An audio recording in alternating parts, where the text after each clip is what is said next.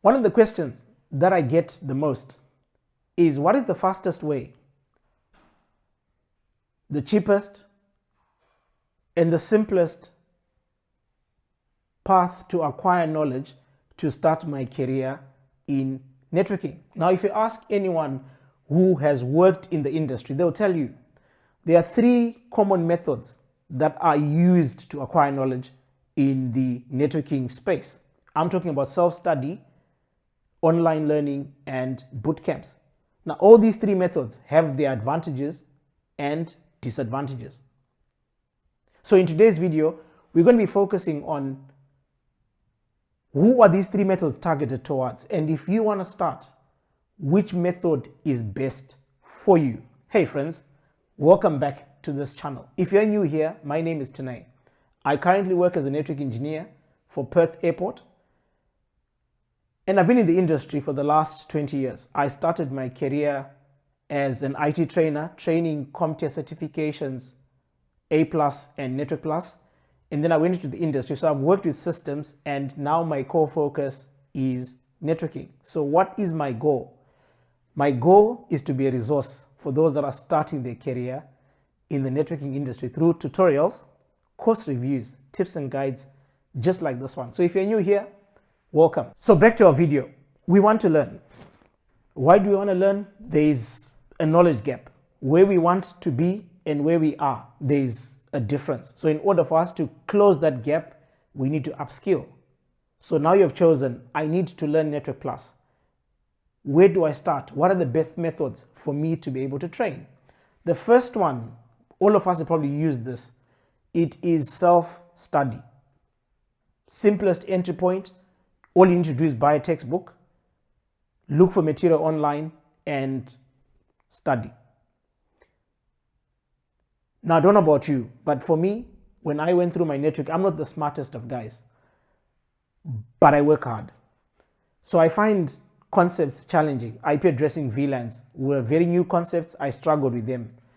So for me, it would involve going online, reading forums, reading blogs, searching, different materials to try and get someone who can distill the information in a way that is much more better to understand. In some cases, reading is not enough. You need to watch videos. So you go online on YouTube, look for videos, download those videos, watch the videos with the hope that you are able to understand the concept.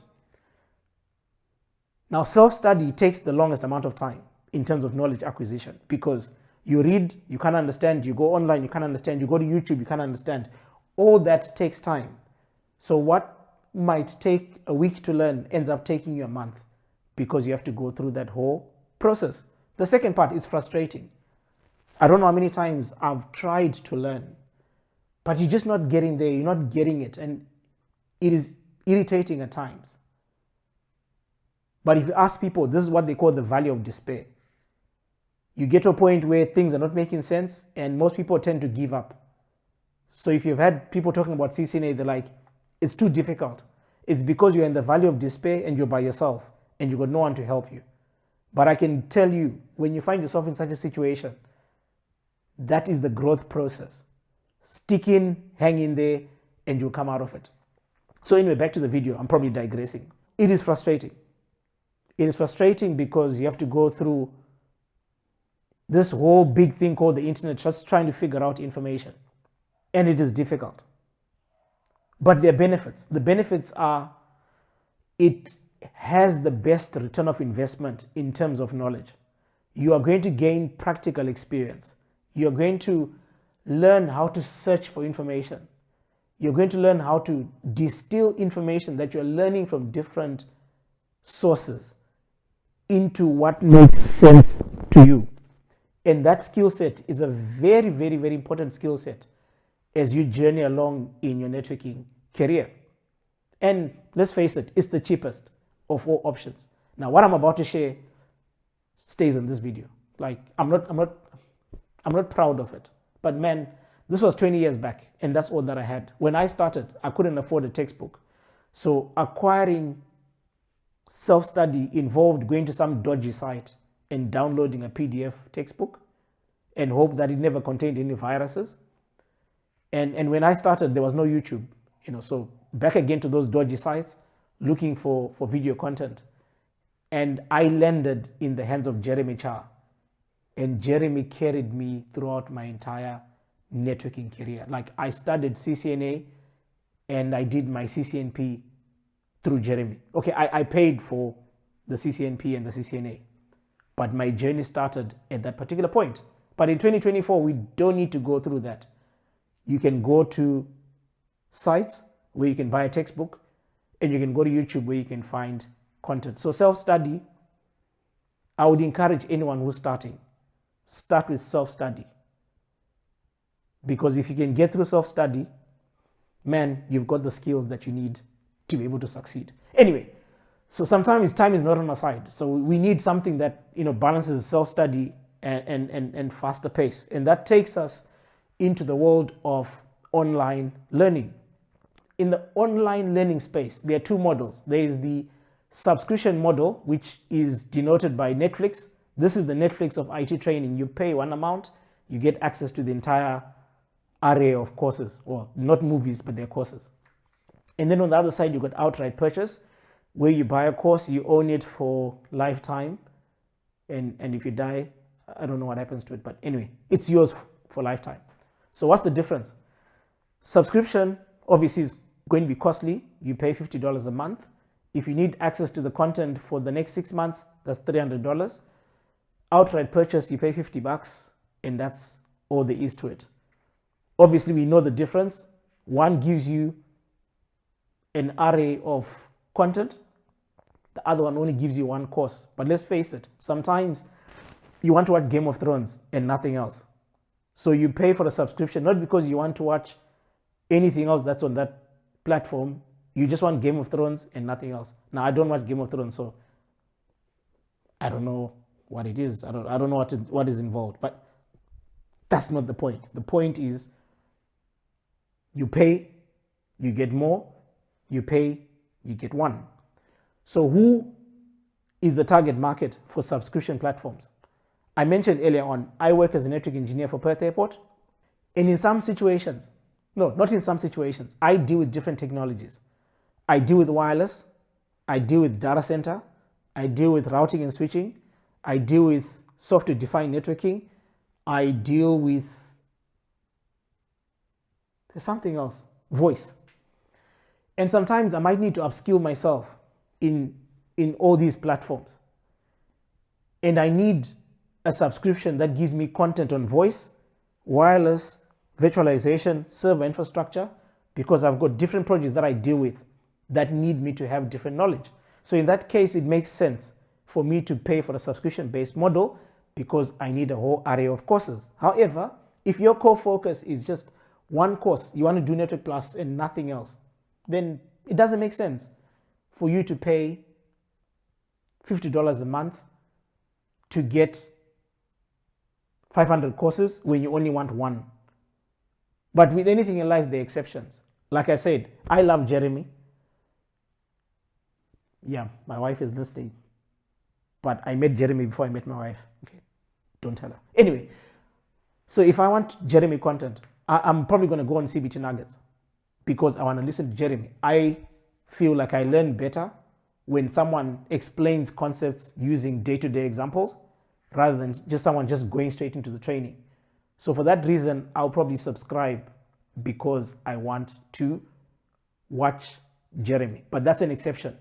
I just wanted to make a point that sometimes you need to follow a particular trainer who you resonate with. So who are the common platforms that are available in the online training space? If you don't know CBT Nuggets, I don't know which rock you're living under. They are probably the most popular of the online training platforms. So what features do they offer? Videos, that's a given. You're paying for the subscription anyway, so you're going to get videos. But they don't stop there. They provide virtual labs. Labbing is a very important process in gaining skills. So CBT Nuggets, they never used to, but now they provide labs. So you can go and get virtual labs, which is fantastic. They also offer practice exams. So if you are contemplating on certifying, you are guaranteed that with the subscription, you're going to get practice exams. But for me, the one that caught my attention is the accountability coach. In life, if you want to succeed, sometimes you need someone who can hold you accountable. And I don't know how many times I've gone to friends to tell them my plans and ask them to follow up on me just so that I can have someone that I can be accountable to. Because sometimes in this dark world, when you don't have anyone who can, tap on your shoulder and say, hey, what's going on? Then we lose focus. So the accountability coach, when you subscribe, they're going to give you a call. They will have a conversation with you and say, hey, you bought the subscription. What is your objective? You might say something along the lines, I want to do my CCNA and I'm hoping to certify in 6 months' time. Okay, fantastic. What video content do you need to learn to be able to get to that point? And when do we need to accomplish the preparation phase? So we're going to study in 4 months. We're going to take 2 months to prepare for the exam. So every month they're going to send you an email and they're probably going to follow up on a call to find out how you're progressing. And I found that is very, very refreshing, something very fantastic. And I had a conversation with an accountability coach because I just wanted to feel how it feels like having that conversation. And man, it felt good, and they pride themselves in that. So how much are you likely going to be parting with if you go with CBT Nuggets? It's $59 a month. They also have user reporting, which is probably targeted towards businesses and managers that want to manage their staff and want to make sure that they're utilizing the subscription that they're basically paying for. The other vendor on the platform is Pluralsight, almost similar to CBT Nuggets. They offer courses, they offer labs, they offer practice exams. What's their differentiating factor? They have something known as learning path. So a learning path is you not knowing what course you need to acquire, but you know where you want to go. So you want to become a network administrator. So you go on the algorithm and say, I want to be a network administrator, and then it will curate courses and videos that you need to go through in order for you to then get to network administrator. So if it was certification based, it would say something along the lines of do your network plus, do your CCNA, do your Juniper, and then you then become a network administrator. So it gives you a path that helps you navigate this dark world of networking. And the third vendor is INE. Once again, similar to CBT Nuggets and Pluralsight. The only difference is that they come at a price point of $749 per annum. With INE, there's no monthly subscription. You have to pay an annual basis if you go on their top tier plan. So if you got the money, $749, and you get access to their content. Now, for those of us who can't afford subscriptions, or for people who want to just focus on one particular certification at any given time, what's the alternative? There are two sets. All right. The first one is Udemy.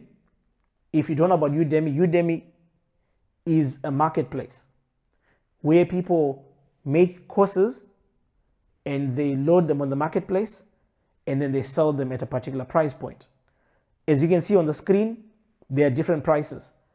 One CCNA course is $69, the other one is $29, the other one is $39, and sometimes they go as low as $10, especially if you catch them on Black Friday. And that brings you to question the quality of the course. I'm not trying to promote one platform over the other, but I'm just saying, with the subscription model platforms, they own the content, they hire the trainers, they curate the quality of the course. With Udemy, the challenge is that I can learn Network Plus today and I can start teaching Network Plus next week. And in a month's time, I will have my course on Udemy. Now, is that the best Network Plus course on the market? Maybe, maybe not. The greatest advantage, though, is that Udemy comes with a 30-day money-back guarantee. So if you don't like the course, you can get your refund in the first 30 days. And for me, this is how many of the crap courses on Udemy have survived, because people know that they can get their money back. In some instances, it's like, hey, man, it's just $10 that I paid. So Udemy is one of the options in the outright space. The other option is the likes of content creators like David Bombal, Kevin Wallace, Chris Bryant, Neil Anderson. I'm just throwing in names. These guys have created their own websites where they sell their own content. So you can go and purchase the content and you'll have outright lifetime access to that particular content. So we said self-study takes the longest amount of time.